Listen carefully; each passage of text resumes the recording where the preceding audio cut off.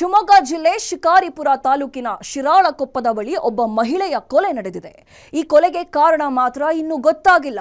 ಮೇಲ್ನೋಟಕ್ಕೆ ಇದೊಂದು rape and murder ಅನ್ನೋದು ಕಂಡು ಬರ್ತಿದೆ. ಹೀಗಾಗಿ ಪೊಲೀಸರು ಕೂಡ ಅದೇ ರೀತಿ ಪ್ರಕರಣ ದಾಖಲಿಸಿಕೊಂಡು ತನಿಖೆ ನಡೆಸುತ್ತಿದ್ದಾರೆ. ಆದರೆ ಒಂಟಿ ಮಹಿಳೆಯ ಕೊಲೆ ಮಾಡಿದ್ದು ಯಾರು? ಕೊಲೆಗೂ ಮುನ್ನ ಅತ್ಯಾಚಾರ ಮಾಡಿದ್ರಾ ಅನ್ನೋ ಅನುಮಾನವಿದೆ. ಅದರ ಡೀಟೇಲ್ಸ್ ಈ ಸ್ಟೋರಿಯಲ್ಲಿದೆ ನೋಡಿ.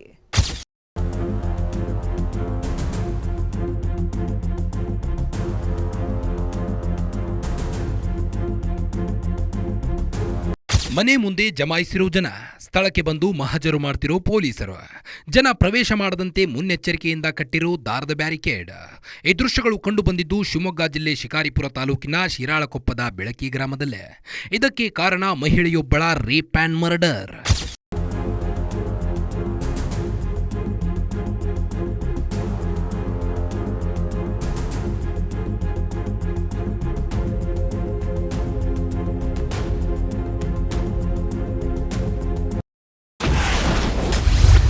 ಒಂಟಿಯಾಗಿ ಜೀವನ ನಡೆಸುತ್ತಿದ್ದಳು ಆ ಮಹಿಳೆ.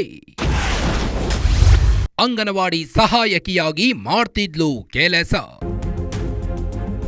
ಈ ಫೋಟೋದಲ್ಲಿರುವ ಮಹಿಳೆಯ ಹೆಸರು ಪ್ರೇಮಾ ಅಂತ. ಶಿವಮೊಗ್ಗ ಜಿಲ್ಲೆ ಶಿಕಾರಿಪುರ ತಾಲೂಕಿನ ಶಿರಾಳಕೊಪ್ಪದ ಬಳಿ ಬೆಳಕಿ ಗ್ರಾಮದ ನಿವಾಸಿ. ಇವರು ಬೆಳಕಿ ಅಂಗನವಾಡಿಯಲ್ಲಿ ಅಡುಗೆ ಸಹಾಯಕಿಯಾಗಿ ಕೆಲಸ ಮಾಡ್ತಿದ್ರು. ಬೆಳಕಿ ಗ್ರಾಮದಲ್ಲಿರುವ ಅವರ ಮನೆ ಶಿಥಿಲವಾಗಿದ್ದು ಬೀಳುವ ಸ್ಥಿತಿಯಲ್ಲಿತ್ತು.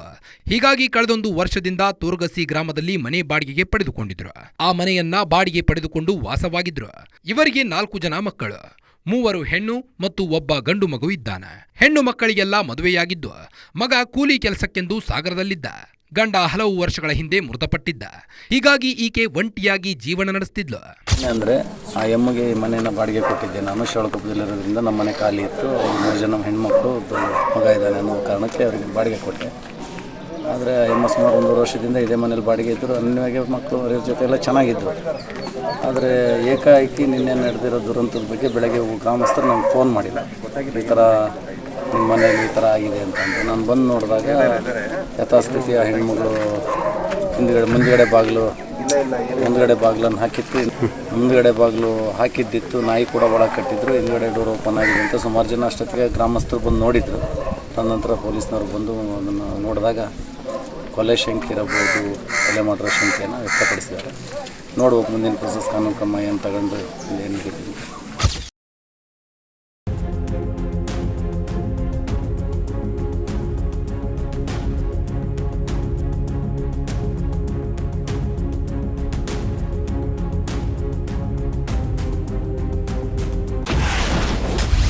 ಶುಕ್ರವಾರ ರಾತ್ರಿ 11:30ಕ್ಕೆ ಹೋಗಿತ್ತು ಒಂದು ಬೈಕ್. ಎಲೆ ಅಡಿಕೆ ಜಗಿಯುತ್ತಿದ್ದ ಗಂಗಪ್ಪನಿಗೆ ಕುತೂಹಲ. ಫೆಬ್ರವರಿ 13ರ ಶುಕ್ರವಾರ ರಾತ್ರಿ 11:30 ಹೊತ್ತಿಗೆ ಪ್ರೇಮಾ ವಾಸವಿದ್ದ ಮನೆಯ ಬಳಿ ಗಂಗಪ್ಪ ಮಡಿವಾಳ ಊಟ ಮಾಡಿದ ಬಳಿಕ ಎಲೆ ಅಡಿಕೆ ಜಗಿಯುತ್ತಿದ್ರಂತೆ. ಈ ವೇಳೆ ಬೆಳಕಿ ಗ್ರಾಮದಲ್ಲಿ ಅತ್ಯಂತ ವೇಗವಾಗಿ ಒಂದು ಬೈಕ್ ಪಾಸ್ ಆಯ್ತಂತೆ. ಆ ಗಂಗಪ್ಪನಿಗೆ ತೀವ್ರ ಕುತೂಹಲ ಉಂಟಾಗಿತ್ತು. ಬೈಕ್ನಲ್ಲಿ ಹೋದವ ಯಾರಿರಬಹುದು ಅನ್ನೋ ಕುತೂಹಲ ಆತನಿಗಿತ್ತು. ಪ್ರೇಮಾ ಮನೆಗೆ ಆಕೆಯ ಅಳೆಯಂದಿರು ಆಗಾಗ ಬಂದು ಹೋಗ್ತಿದ್ರು. ಅವರೇ ಇರಬಹುದು ಬಿಡು ಅಂತ ಅಂದುಕೊಂಡಿದ್ರಂತೆ. ನಾನು ದೇವಸ್ಥಾನದಾಗ ಬಂದು ಊಟ ಗಿಟ ಮಾಡಿ ಈಗಲೇ 9 ಆಗ್ತದೆ. ಅಷ್ಟು ಮಾಡಿ ಊಟ ಮಾಡ್ತೀವಿ ನೋಡಿದ್ದೆ.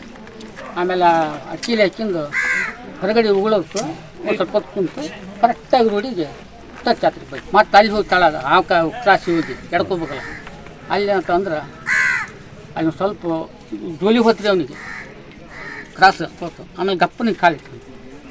ನನ್ನ ಕಣ್ಣು ಆ ಕಡೆಗೆ ಎತ್ತಿ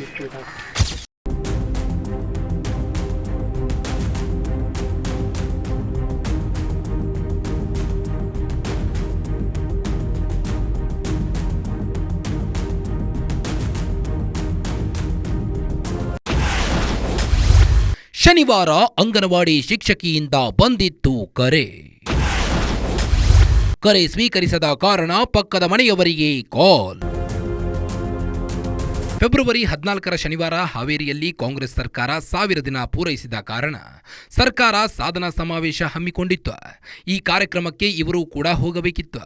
ಹೀಗಾಗಿ ಅಂಗನವಾಡಿ ಶಿಕ್ಷಕಿ ಬೇಗ ರೆಡಿಯಾಗಿ ಬಾ ಅಂತ ಕರೆಯೋಕೆ ಅಂತ ಪ್ರೇಮಾ ಮೊಬೈಲ್ಗೆ ಕರೆ ಮಾಡಿದ್ದಾರೆ. ಆದರೆ ಎಷ್ಟು ಬಾರಿ ಕರೆ ಮಾಡಿದ್ರು ಪ್ರೇಮಾ ಕರೆ ಸ್ವೀಕರಿಸಿರಲಿಲ್ಲ. ಹೀಗಾಗಿ ಅವರ ಮನೆ ಬಳಿಯ ಲೋಕಪ್ಪ ಅನ್ನೋರ ಪತ್ನಿಗೆ ಕರೆ ಮಾಡಿ ಪ್ರೇಮಾಗೆ ತಿಳಿಸಿ ಅಂತ ಹೇಳಿದ್ರು. ಆಗ ಅವರು ಯಾಕೆ ಕರೆ ಸ್ವೀಕರಿಸ್ತಿಲ್ಲ ಅಂತ ಬಂದು ನೋಡಿದಾಗ ಅಸಲಿ ವಿಚಾರ ಬೆಳಕಿಗೆ ಬಂದಿದೆ.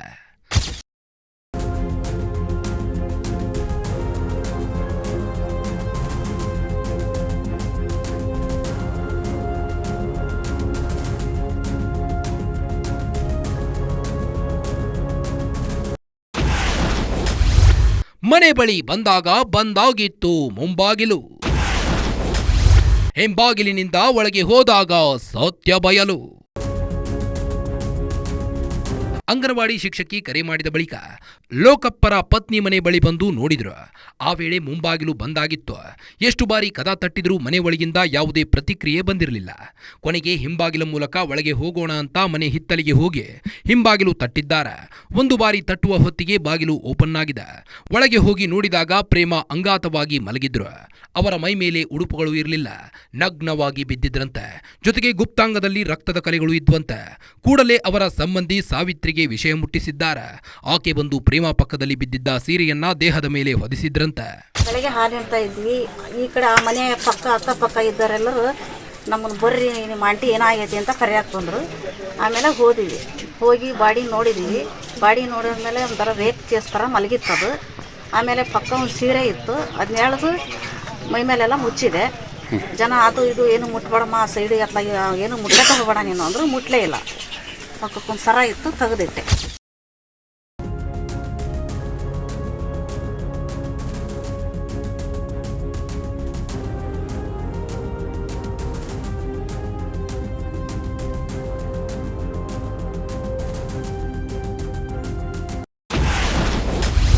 ಪ್ರೇಮ ಮಗನಿಗೆ ವಿಷಯ ಮುಟ್ಟಿಸಿದ್ರು ಸಂಬಂಧಿಕರು.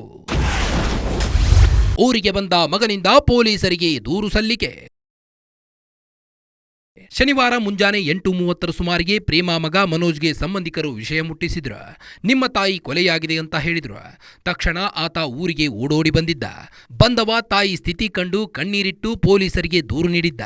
ಆತ ನೀಡಿದ ದೂರಿನ ಅನ್ವಯ ಪೊಲೀಸರು ರೇಪ್ ಆ್ಯಂಡ್ ಮರ್ಡರ್ ಕೇಸ್ ದಾಖಲಿಸಿಕೊಂಡು ವಿಚಾರಣೆ ನಡೆಸುತ್ತಿದ್ದಾರೆ.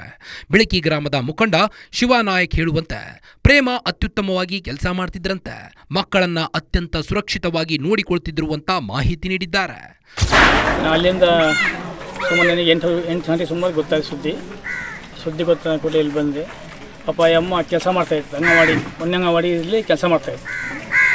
ಇದು ಹೆಲ್ಪರ್ ಕೆಲಸ ಮಾಡ್ತಾಯಿತ್ತು. ಮಕ್ಕಳಿಗೆಲ್ಲ ಕರ್ಕೊಂಡು ಹೋಗೋದು ತೊಗೊಂಡ್ರೆ ಭಾರಿ ಶೇಪ್ ಬಿಡ್ತಾಯಿತ್ತು. ಎಲ್ಲ ಮಕ್ಕಳಿಗೆ ರಿಮಾರ್ಕೆಲ್ಲ ಬಿಡ್ತಾಯಿತ್ತು. ಒಳ್ಳೆ ಆ ರೀತಿಯಲ್ಲಿ ಬಂದು ಗೊತ್ತಾದ ಸುದ್ದಿ ಬಂದ ತಕ್ಷಣವೇ ನೋಡಿ ಮತ್ತು ಅಷ್ಟೇ ಪೊಲೀಸ್ನವ್ರು ಬಂದರು. ಜೊತೆಗೆ ಒಳಗೆ ಹೋದ್ವಿ ನಾವು. ಅದು ಹೋದಾಗ ಏನಾಯ್ತಂದ್ರೆ ಅದರಲ್ಲಿ ಬಟ್ಟೆ ಎಲ್ಲ ಮುಚ್ಚಿದ ಮುಖ ಅಷ್ಟೇ ಕಾಣ್ತಾ ಇತ್ತು. ಅಲ್ಲೇ ಮರ್ಡರ್ ಆಗಿತ್ತು. ಶೀತಲಿ ಅಂದರೆ ಒಂದು ಸೀರೆ ಹಾಕಿದ್ರು ಮೇಲೆ ಒಂದು ಮುಖ ಕಾಣ್ತಾ ಇತ್ತು ಅಷ್ಟೇ. ಆಮೇಲೆ ನಾವು ಪೊಲೀಸ್ನವ್ರು ಹೋದಾಗ ನೋಡಿದಾಗ ಅದು ಹೇಗೆ ಮರ್ಡರ್ ಅಂತ ಆಯಿತು. ಏನಾಗೈತಿ ಮರ್ಡರ್ ಪೊಲೀಸ್.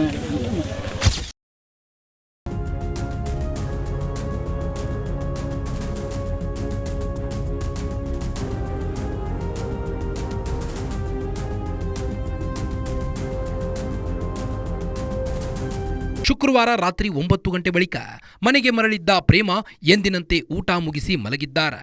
ಆದರೆ ಶನಿವಾರ ಬೆಳಗ್ಗೆ ಅವರು ಜೀವಂತವಾಗಿ ಎದ್ದೇಳಲೇ ಇಲ್ಲ. ಹಾಗಿದ್ರೆ ಪ್ರೇಮಾರ ಮೇಲೆ ಮೃಗದಂತೆ ಎರಗಿ ಅತ್ಯಾಚಾರ ಮಾಡಿದ್ಯಾರು? ಅತ್ಯಾಚಾರ ಮಾಡಿದ ಬಳಿಕ ಆಕೆಯನ್ನ ಕೊಂದು ಹಾಕಿದವರು ಯಾರು? ಗಂಗಪ್ಪ ನುಡಿದ ಬೈಕ್ನಲ್ಲಿದ್ದ ವ್ಯಕ್ತಿಯೇ ಪ್ರೇಮ ಮೇಲೆ ಅತ್ಯಾಚಾರ ಎಸಗಿ ಕೊಲೆ ಮಾಡಿದ್ನ? ಹಿಂಬಾಗಿಲಿನಿಂದ ಎಸ್ಕೇಪ್ ಆದವ ಹೋಗಿದ್ದಾದ್ರೂ ಎಲ್ಲಿಗೆ?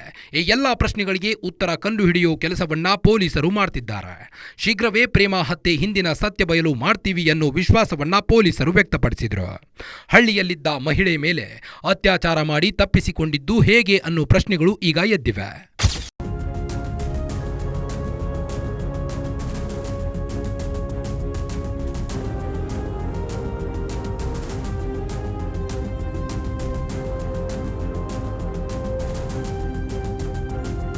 ನಾಲ್ವರು ಮಕ್ಕಳಿದ್ರು. ಆಕೆ ಒಂಟಿ ಜೀವನ ನಡೆಸ್ತಿದ್ಲು. ಅಂಗನವಾಡಿ ಸಹಾಯಕಿಯಾಗಿ ಕೆಲಸ ಮಾಡಿಕೊಂಡು ಯಾರಿಗೂ ಹೊರೆಯಾಗದಂತೆ ಬದುಕ್ತಿದ್ಲು.